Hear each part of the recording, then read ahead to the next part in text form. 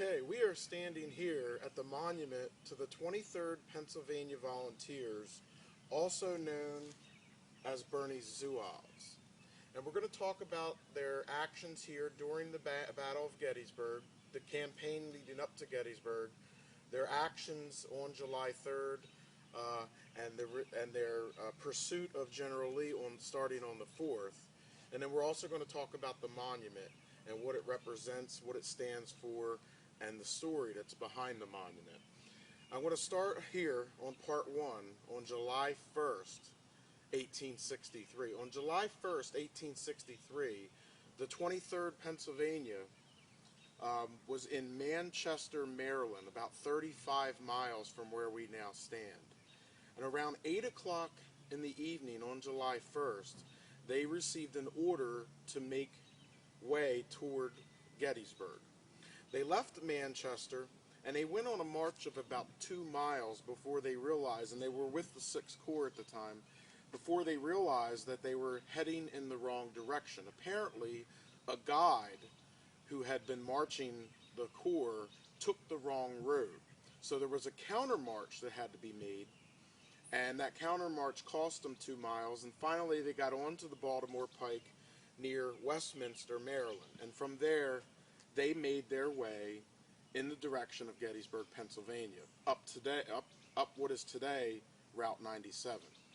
Now, when they began making their way on the evening of the 1st into the 2nd of July of 1863, the battle had already began. The first day had already taken place, and all the wounded and stragglers and rumors and everything began to filter back outside of Gettysburg in all directions, including down the Baltimore Pike.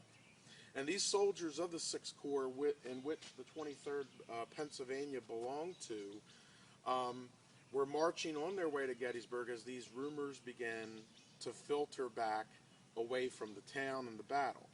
You know, several of the rumors were ridiculous. Some of them were, for instance, there was a rumor that the ghost of George Washington was seen riding on a great white horse in the smoke of the battle. And again, a lot of that was drama, and most of these soldiers, we got to remember, were kids. They were 17, 18, 19 years old, and so some of these half-truths or no truths became very believable in such a dramatic fashion as a great battle where you're marching towards something that could end up being your death day. Other rumors that were more believable, and maybe even the soldiers hoping themselves that were true, was one that was General McClellan, who was very popular with the troops, that he was just put back in command the night before, and that he also was coming to Gettysburg with about 60,000 soldiers as reinforcements that were going to come here to Gettysburg and whip the rebels. Of course, that rumor was not true as well, because it was General Meade that had been put in command just a few days before, and Meade was in command of the army, and he was the one that was actually on the way here to take over. You have to excuse me a moment while the cars go by.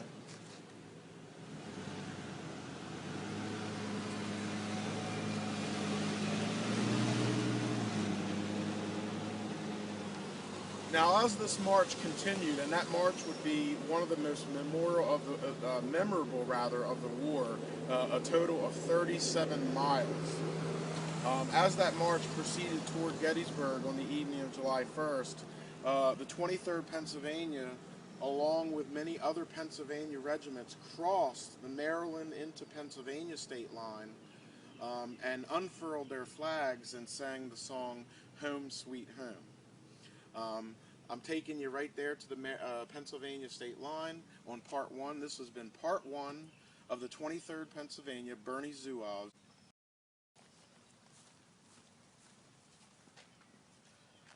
Okay, this is going to be part 2 of our video on the 23rd Pennsylvania at the Battle of Gettysburg, and we're going to pick up on part 2 on July 2nd, 1863.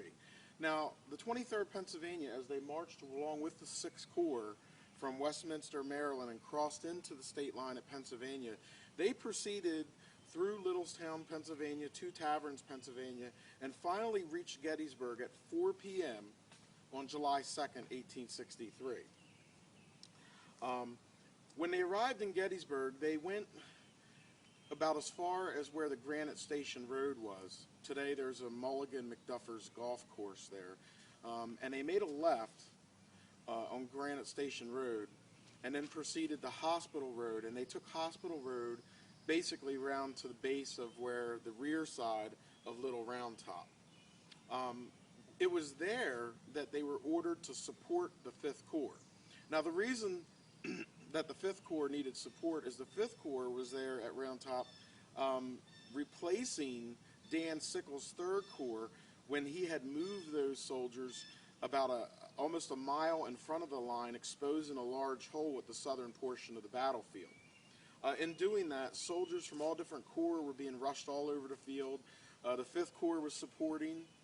The 12th Corps soldiers that were here on Culp's Hill were moved to the southern part of the battlefield, and arriving troops that were arriving to Gettysburg on the march were scattered, and the 6th Corps was one of the corps that seemed to be scattered all over the battlefield. Well, the 23rd Pennsylvania was pushed to the northeastern slope of Little Round Top, and they were there just as Joshua Lawrence Chamberlain and the 20th Maine were repulsing the charge of the Alabamians there on Little Round Top. They stayed there on the northeast slope of Little Round Top and remained there for the evening. They set up a bivouac and a camp, now being in Gettysburg, and of course as they got to Gettysburg, closer down the Baltimore Pike, and they could hear the battle going on in the distance, and a lot of these men were taking short notes. I have some diaries of some soldiers that were in the 23rd Pennsylvania, and you can definitely see in the diary as the time gets closer, as they were coming into Gettysburg, they've been, jotting down notes. Guns, heavy fire being heard in the distance, and things such as that. So again, a lot of these young boys of 18, 19 years old were probably scared to death, never being far away from home, and then now marching in this enormous march. And by the way, it was a march, counting the counter march, the 2-mile mistake, of 37 miles, which was one of the greatest marches during the American Civil War. They arrive here in Gettysburg, they're put to the northeast slope of Round Top, and probably witness the end of the repulse of the Alabamians by Joshua Lawrence Chamberlain and his 20th Maine, and then bivouac there for the night of July 2nd. This has been part 2 of the 23rd Pennsylvania Volunteers, Birney Zouaves, at the Battle of Gettysburg. Part 3 of the 23rd Pennsylvania, Birney Zouaves, at Gettysburg. And we're starting on July 3rd, 1863, about 1 o'clock in the morning. At 1 o'clock in the morning, while on the northeastern slope of Little Round Top, the 23rd Pennsylvania received orders to proceed toward Culp's Hill.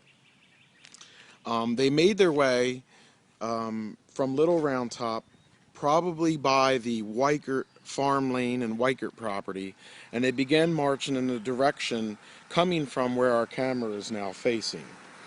When they got to the Baltimore Pike, they crossed the Baltimore Pike over at the Spangler House, which still sits there today. And I did a video on the Spangler House where I went into great detail on the 23rd crossing there, so you'll want to go back and watch that video.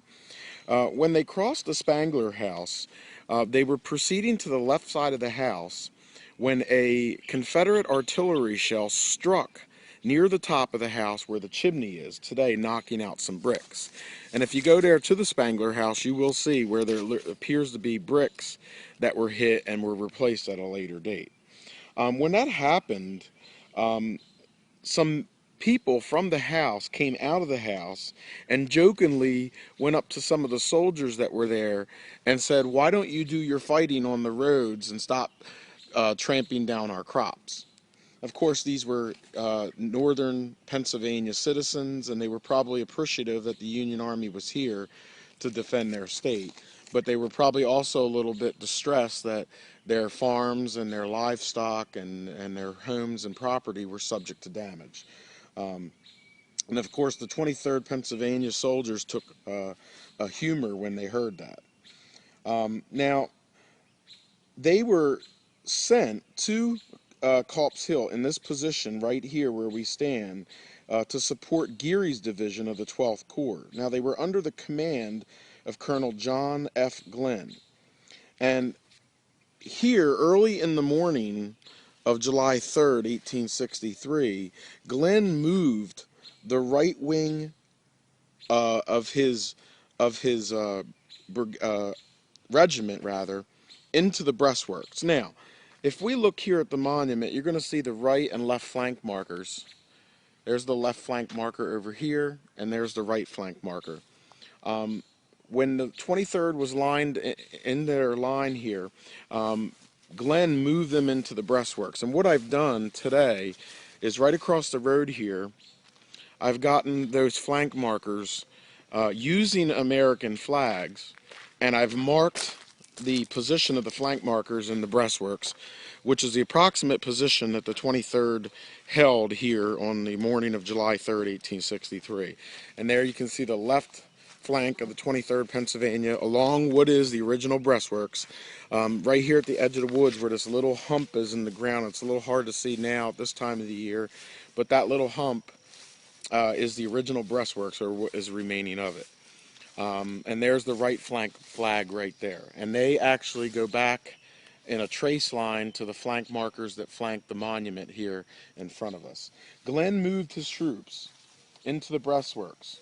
A portion of the regiment immediately crossed the earthworks and captured a couple Confederate prisoners. Now, this action was very hotly engaged for a while. However, when the enemy's fire subsided directly in front of us, Glenn ordered a detail of 2 men from each company to cross these very earthworks and start going down the hill there, which you can't really tell today because of the thickness of the woods. As soon as those men, he sent them down there to reconnoiter and advance beyond the works. Now, as soon as they began their march down in front of the earthworks, the rebel rose and put a terrible fire on the 23rd men of the 23rd Pennsylvania. And they were forced to lie down where they were at that point, trapped between Confederate lines and the breastworks where the rest of their regiment was. If they dared get up, they'd be shot. So they were ordered to lie down where they were at, and they stayed that way until the rest of the regiment, the brigade, and the army on this side of the breastworks where we stand were able to fire enough ammunition and cause the battle to go into a cease. And at that point, the men rose up, recrossed these breastworks, and were recalled by their brigade commander, Alexander Shaler. From that point, the 23rd was pulled out in place of a Ohio regiment, and at this point they were moved again back toward that direction, across the Baltimore Pike, across the Taneytown Road, and then went into a position to the right and rear center of Meade's headquarters. And they were arriving there at Meade's headquarters on July 3rd, just near the climactic battle of Pickett's Charge, as the Confederate shells that were overshooting the Union lines were landing back near Meade's headquarters. During that action on July 3rd, to the right and rear center of Meade's headquarters, Lieutenant Joshua Simster Garsed of Company B was struck by a Whitworth shell between his shoulder and his head, and it decapitated him instantly. He became the only officer of the 23rd Pennsylvania, Birney Zouaves, and the only soldier of the 23rd Pennsylvania overall to be killed at the Battle of Gettysburg, and he was killed there to the right and rear center of Meade's headquarters on July 3rd, 1863, about 4 o'clock p.m. This has been part 3 of the 23rd Pennsylvania, Birney Zouaves. Okay, this is going to be part 4 of the 23rd Pennsylvania. Birney Zouaves here at Gettysburg, Pennsylvania. And in this part, we're going to take a look at and talk about the monument to the 23rd Pennsylvania. Now, this monument that you see here in front of us is not completely the original monument. The original monument was dedicated on August the 6th, 1886, here in Gettysburg, Pennsylvania. And originally, the monument had at the top of it, instead of the statue of a Zouave soldier, it had a highly polished set of cannonballs, granite cannonballs that sat at the top. And the monument was actually in a different location. The monument originally sat across the street where the 137th New York monument sits today. And there is a famous photograph that I have on my Now and Then page taken from over near the 7th Ohio. In the background you can see the top of the cannonballs of the 23rd Pennsylvania monument. And today, of course, you have the 137th New York monument with the star on the top. And on August 6, 1886, the veterans of the 23rd Pennsylvania came out here. Their monument sat here. It was draped over by an American flag, and they sat here on the rocks outside of the 137th monument that sits here today, and had a group photo taken around their new monument as it was dedicated. And what had happened here was, before the Gettysburg National Military Park, the battlefield was under control of a different organization. And that organization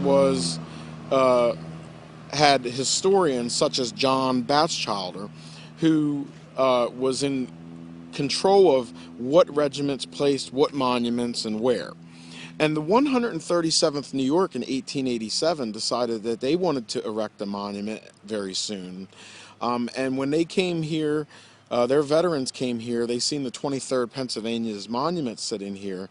And because of their actions on July 2nd, 1863, right here in the same area where the traverse was, and I have that video, the 137th New York defense of Culp's Hill and the traverse, which you'll want to go back and watch that 5-part series.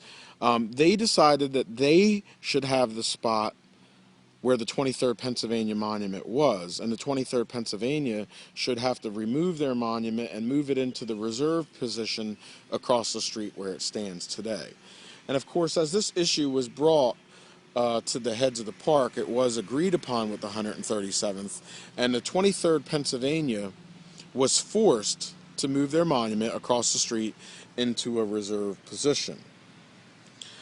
During that year and a half, from when they originally dedicated the monument until the time it was moved, Pennsylvania came out and gave $1,500 to each regiment toward a monument. And the 23rd used some of that money and then some money that they had raised in their Survivors Association to redo their monument, to take the cannonballs off the top and then top it with a Birney Zouave soldier. So when this monument was completed, it was rededicated on June the 12th, 1888, and they had a rededication service here across the street where the monument sits today. And at that time, the cannonballs that used to sit on top of the monument were moved and sat just behind the monument on the ground to the right side. And they stayed there till about 1904, and then after 1904 you see them disappear in photographs. And no one is sure whatever happened to the cannonballs that sat on top of that monument.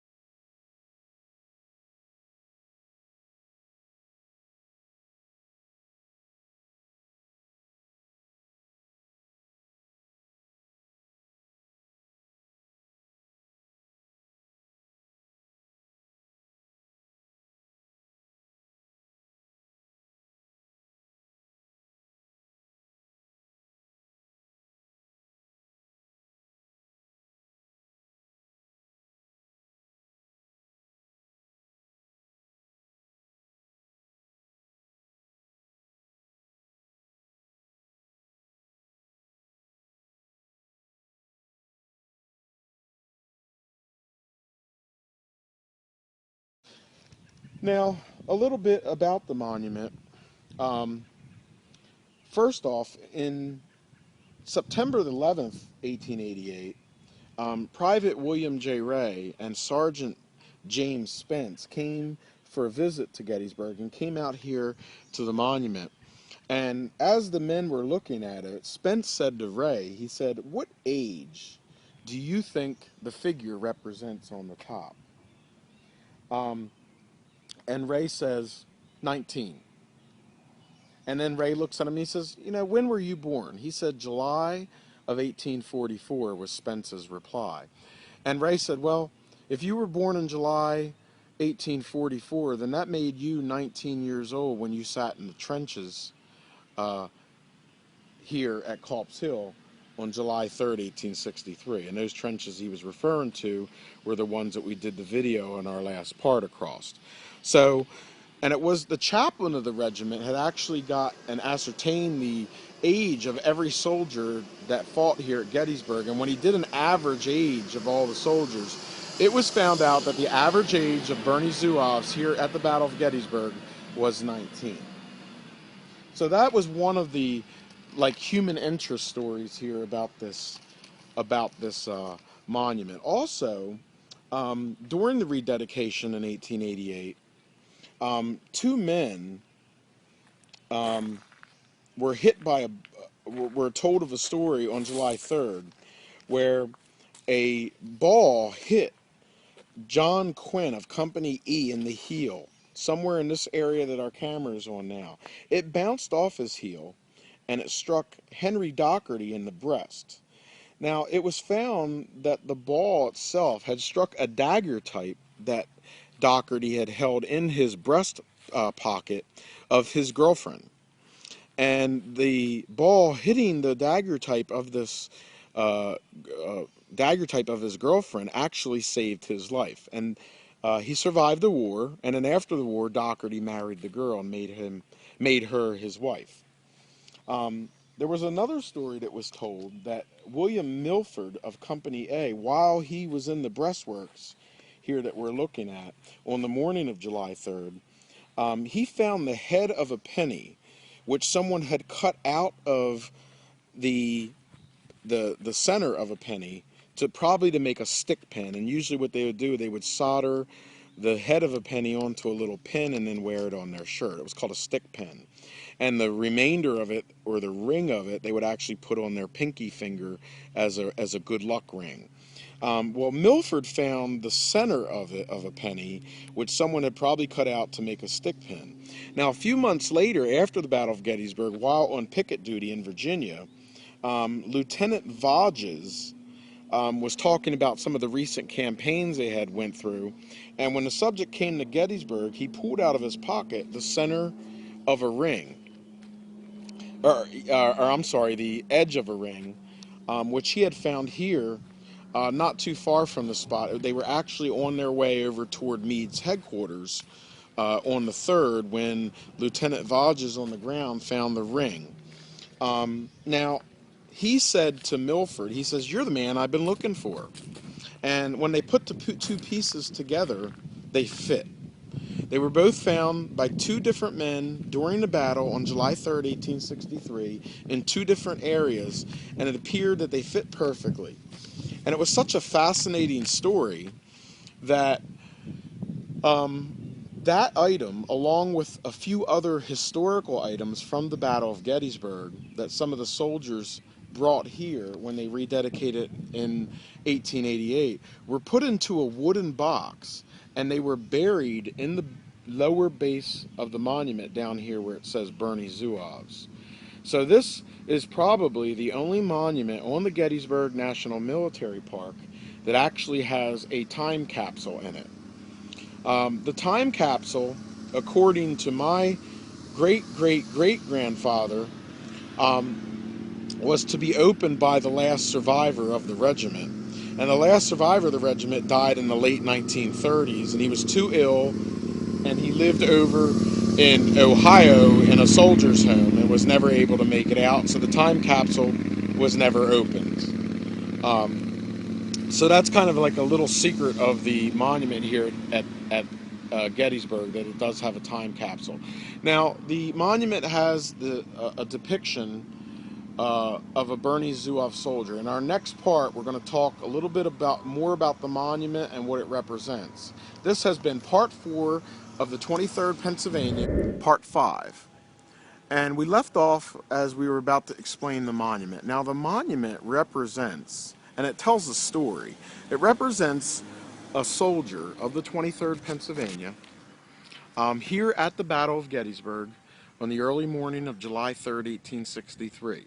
And this soldier, as he's walking up Culp's Hill at the manual of arms position of trail arms, hears shots in the distance.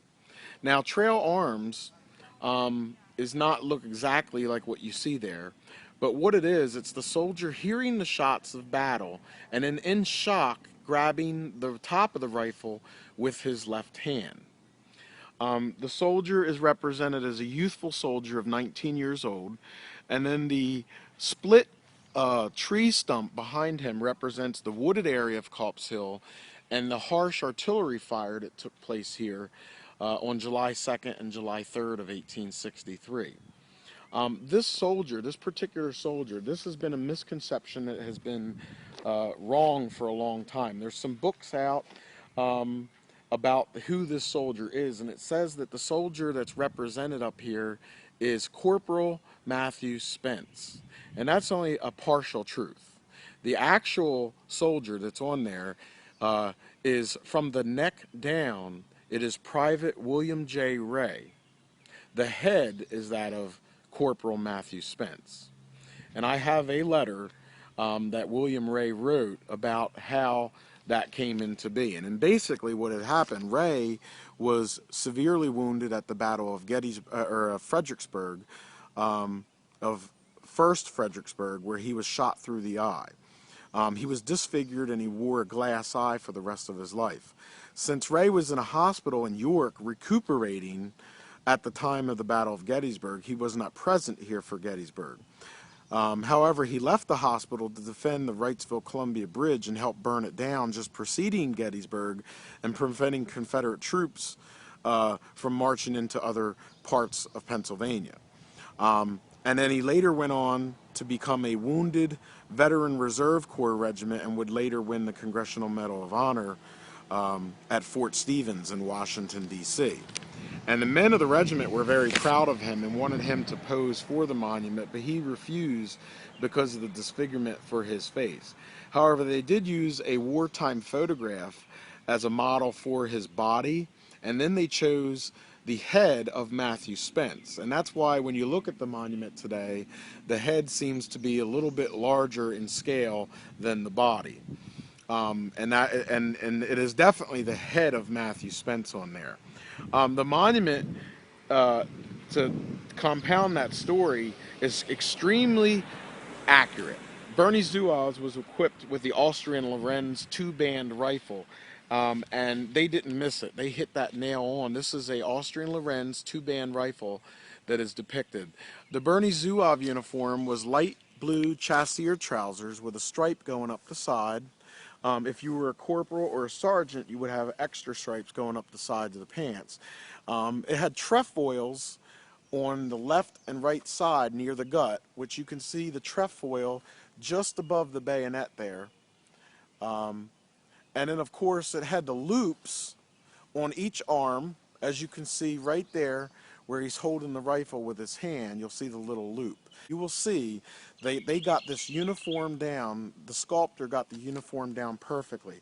Also proving what I'm saying about who the soldier is. If that soldier was Corporal Matthew Spence, his pants would be corporal's pants, and they would not only have the piping down the side, but they would have a stripe going down the side with it. He would also be wearing corporal's chevrons, since he was promoted well in advance of the Battle of Gettysburg to the corporal.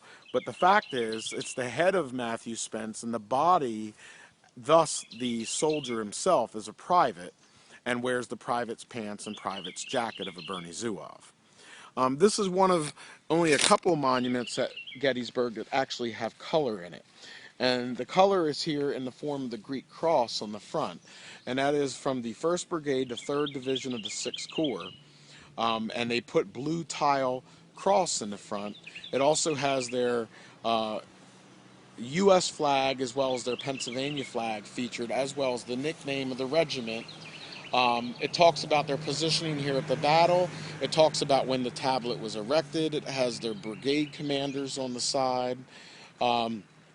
And then it talks about the recruitment and the corps commanders that they were under during the war. And this monument is very fascinating because the monument tells the story again of a young soldier on his way up Culp's Hills, hears a shot, and in a moment of shock, if you look at his face, grabs his musket wondering what's ahead of me. The split tree stump behind him showing the significance of the heavy artillery fire that was here on July 2nd and July 3rd of 1863. So the monument here again was rededicated on June the 12th, 1888, and has stood in this spot ever since. Now, one last thing, they left this area, of course, as you've seen on the last video, and headed to Meade's headquarters, to the right and rear center of Meade's headquarters in that direction, and they remained there until July 4th. And on July 4th of 1863, which of course was Independence Day, at 6 a.m., they, being a part of the 6th Corps, went in pursuit of General Robert E. Lee, had been now escaping from Gettysburg and heading back to Virginia. So the 6th Corps and the 23rd Pennsylvania were among the first to pursue Lee. This monument sits here on Culp's Hill, not too far from where the road splits with Williams Avenue. The monument features two flank markers, which we showed you in our earlier video, but we're going to get up close to them now. And this is the right flank marker of the 23rd Pennsylvania, right here, marking their right flank into the breastworks, which you can see the flag I placed over here in the distance on the ground in the breastworks. Their left flank marker sits over here in the distance and does the same thing. It marks the left flank of the line of the 23rd Pennsylvania on July 3rd, 1863, in the breastworks, which again I had marked by a flag just to the right there of the 29th Ohio's monument. This has been the 23rd Pennsylvania at the Battle of Gettysburg. Okay, this is Frank from Gettysburg Historic Walking Tours, and today I am taking you to one of the greatest secrets in all the battlefield of Gettysburg, and this would be the rock carving for Joshua Symster Garsed, who was the first lieutenant of Company B, 23rd Pennsylvania Volunteer Infantry, also known as Birney Zouaves, who was killed at Gettysburg on July 3rd, 1863, about 5:30 p.m. Now, Joshua Symster Garsed was the eldest son of Joshua Garsed Jr. and Susan Worrell Garsed. He was born on November the 11th, 1839, at a place called the Monastery, or otherwise known as the Livesey House, on the Wissahickon Creek, at that time just northwest of Philadelphia. Today, it's in Roxborough, which is part of the city of Philadelphia, where his parents were living at the time. Now, as a young man, he graduated from Central High School in Philadelphia in 1857. And he went to work in the law and collection office of Messrs. Bullitt and Fairthorne in Philadelphia, where his father and his brother Frank also worked, as evidenced by the headings of many of the letters that he wrote during the American Civil War. Now, like his father, he was also a vestryman at St. Albans First Episcopal Church in Roxborough, where he attended as a teen and a young man. It was situated near their home on Leverington Avenue, which is below Ridge Avenue, where Josh's parents lived during the war years with his brother Frank and Harry. Also with his sisters, Cassie, otherwise known as Catherine Louise, later Janie, and Josephine, who would later be Powhatan. When they were not in the army, they were there at the house and involved in the church. Now, as to his Civil War service, soon after the outbreak of hostilities, Joshua Garcett enlisted in the 23rd Pennsylvania, also known as Birney Zouaves, on August the 2nd, 1861, as a corporal. He was proved to be such a quality individual and a soldier that he was promoted several times, first to sergeant, then to second lieutenant on October the 20th, 1861, and finally to first lieutenant on July 12th, 1862. Now, he was taken a prisoner at White's Ford on the Potomac River a little more than a year after his enlistment on September the 15th, 1862, and he was consigned to Libby Prison until he was exchanged on November the 5th, 1862.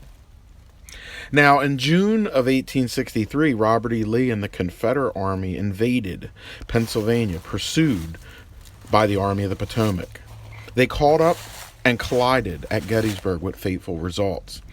Josh and his regiment, the 23rd Pennsylvania Volunteers, were engaged on the evening of July 2nd, 1863, and on the morning of July 3rd, 1863, on Culp's Hill.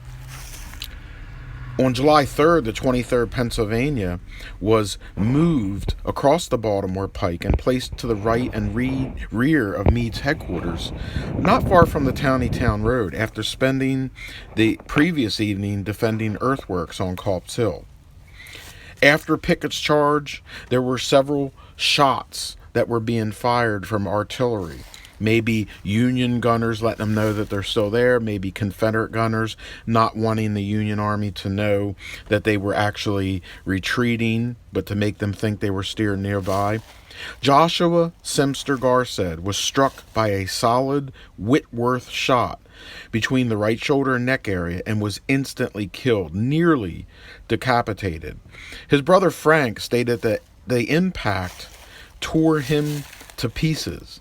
And in the words of a newspaper letter to the transcript written by a member of the 23rd Pennsylvania on August the 11th, 1863, it stated, "We fell back from our lines on the Rappahannock on June 13th and force marched by night and by day, retreating and advancing. We reached the battlefield July 2nd in time for our 1st Division to turn back Johnny Reb and probably save a disaster to our army.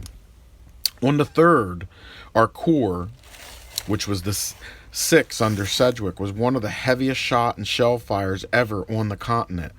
Acting as reserves and supports, our regimental loss was slight, 1 killed and 15 wounded. Near dusk, 1st Lieutenant Joshua S. Garcett was struck by a Whitworth shot and instantly killed. Garcett had been with the regiment since August 2nd, 1861. Participating in the Peninsular and Maryland campaigns of 1862, and became distinguished for his coolness, bravery, and moral worth. He was beloved by us all. His blood now consecrates Pennsylvania soil, another martyr to the Union." After being killed, his body was removed from the field and taken to the Michael Fry farm, south on the Town Road. It was buried in a shallow 2-foot grave behind the house late on the evening of the 3rd. Joshua Garcett Jr., or Sr. rather, was notified of his son's death by a letter from the chaplain of the 23rd Pennsylvania, James Shin. And his father and brother Frank made their way from Philadelphia to Baltimore to Hanover Junction to finally to get to Gettysburg on July the 11th of 1863. He made his home to the home of Dr. Henry Huber, who took him to the Fry farm.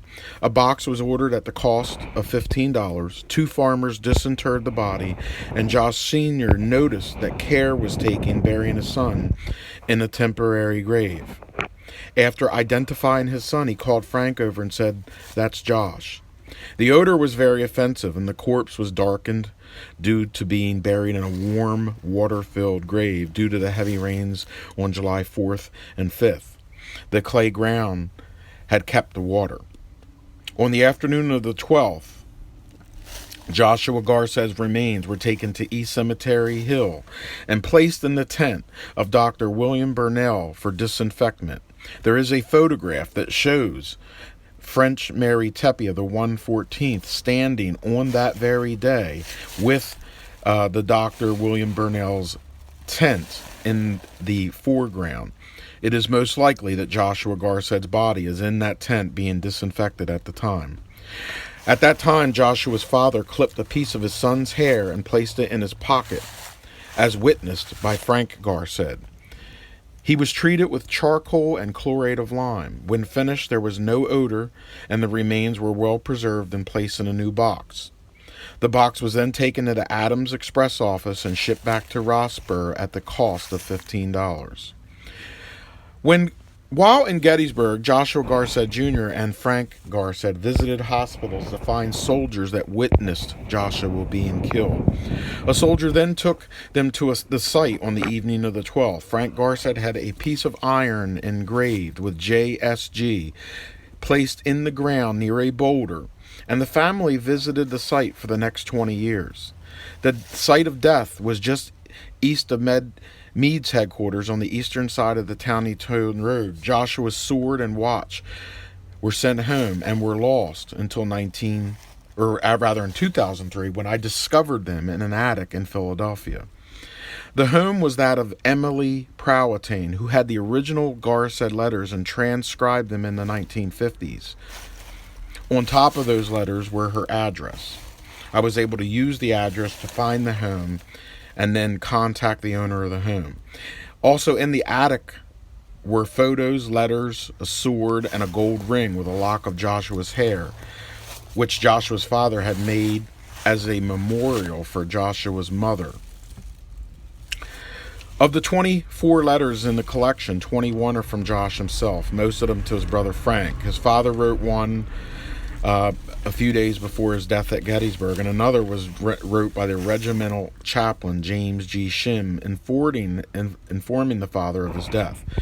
There is also a letter by his captain, Jesse Simcox, that relates the final return of his possessions to his family. Included is his release from Libby Prison, a telegram announcing that release, and a detailed description by his father to the journey of Gettysburg to reclaim his son's body. The funeral took place at his father's residence on Sunday, July the 19th, 1863 in Roxborough at 4 p.m. It was attended by officers of the 23rd family, friends, and members of his church. The hearse was taken to Leverington Cemetery in Roxborough, where he was buried with military honors next to his grandfather. He lies there in section 14, lot 21. This has been a video. Very historic day in the 23rd Pennsylvania history. It's January 8, 2007. And today, here at Leverington Cemetery in Philadelphia, after a long wait, Joshua Garce has a new headstone provided by the 23rd PA Region. Okay, we are here at the Schruttredder home. This was the home of William A. Schruttredder of Company A of the 23rd Pennsylvania Volunteer Infantry, Birney, Zouaves. Though this is not a Civil War home, it is a home that William A. Schruttredder, who fought at the Battle of Gettysburg, lived in the early 1900s up until his death on December 27th, 1922. He lived here with his wife. The house was given to his wife in an inheritance, and he and her lived here for the remainder of their lives. William Schruttredder fought with the 23rd Pennsylvania, who arrived here on the battlefield on the northeast corner of Little Round Top on July 2nd, and then were engaged at Culp's Hill in the early morning hours of July 3rd, 1863. After the war, he moved briefly to Table Rock, Pennsylvania, which is just north of town, before settling back here in Gettysburg when this house was given to his wife in an inheritance, where he died here on December 27th, 1922. This has been the William Schruttredder home on Gettysburg Battlefield Facebook. Okay, I am here in Brant, Pennsylvania at Brant Cemetery, and we are leaving the cemetery now, and I'm going to show you the hamlet of Brant. Now, as I said, pastor of the Presbyterian Church, his name was Pastor Wilkins, and he was the one that presided over the service on January the 29th, 1901. A lot of the houses here, as you can see, are in dilapidated condition. The one that he lived in was this large house up here. It was built in the year of 1803. Right there. That was William's house.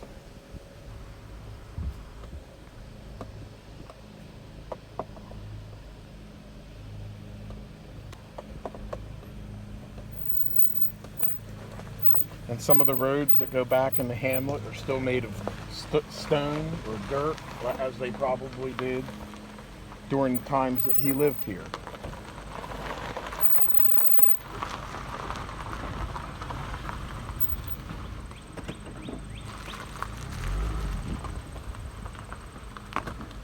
Up here in front of us is the Presbyterian Church, of which William R. Rowe was a member of.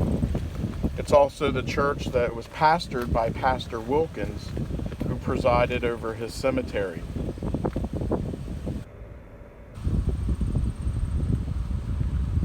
The barn that you see in the distance is over 200 years old, as is the house. And then here's the Presbyterian Church. It is no longer used as a church. It is used as storage now.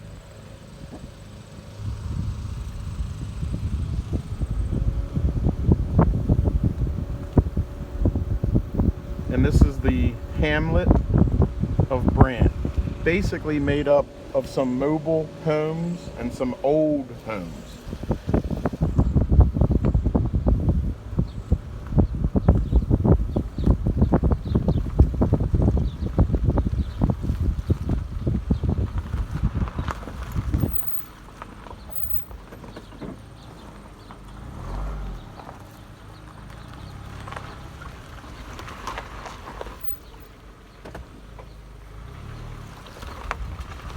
And that is it. That is the hamlet of Brant, PA, the home and where the village and part of the 23 acres that was owned by William R. Rowe and his wife Susan.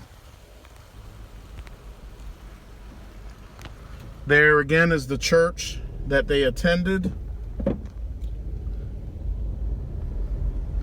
which was a Presbyterian church, no longer used for anything. And then in the distance over there is the barn.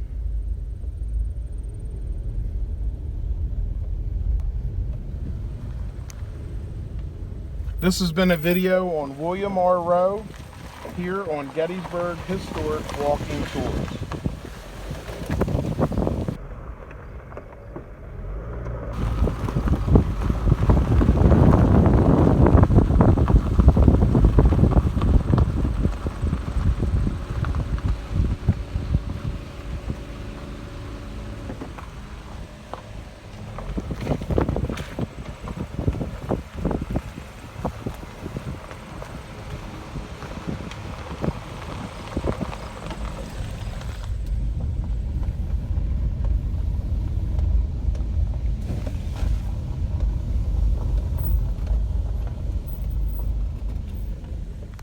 Okay, this is Frank from Gettysburg Historic Walking Tours, and we're going to do a video about a man who was at the Battle of Gettysburg and was wounded on July 2nd, 1863.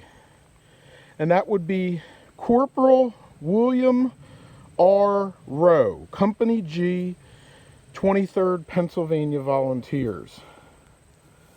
William Rowe's house was just in the distance beyond them trees. It was built in the year of 1803. Now, a little bit about William and his service. He mustered in on August the 24th, 1861, and he fought with the 23rd Pennsylvania Birney Zouaves in Company G. He was at the battles of Seven Pines, Malvern Hill, Fredericksburg, 2nd Fredericksburg, and all the campaigns that the 23rd Pennsylvania was involved in.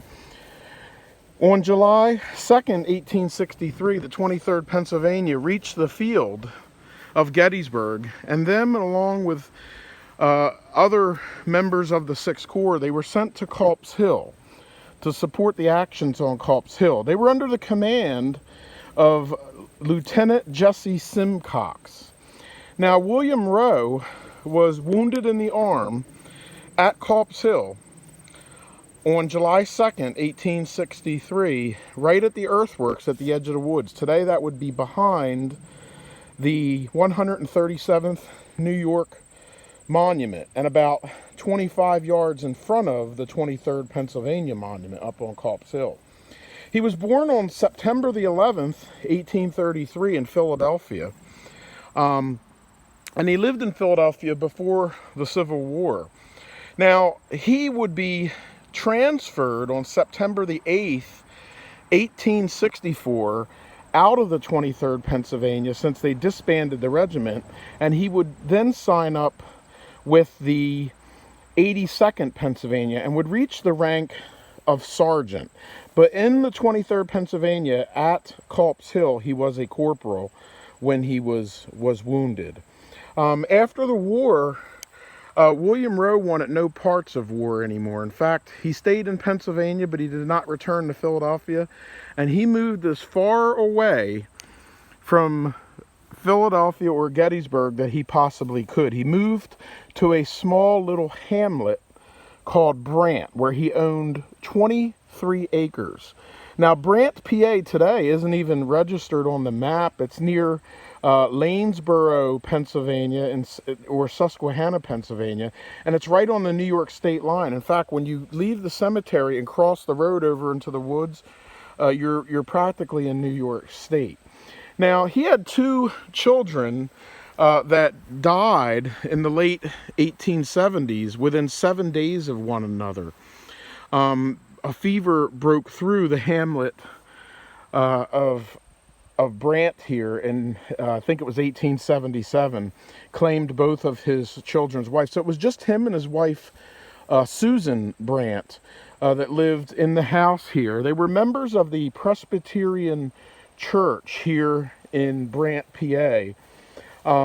And William, since he lived right here, his job, besides a landowner, was that he was the cemetery carekeeper. He cared for the graves and trimmed down the brush and the grass, and he dug graves. In fact, on January the 26th, 1901, William R. Rowe, the caregiver of this cemetery, was digging a grave in the middle of the winter when he suffered a massive heart attack and died that day.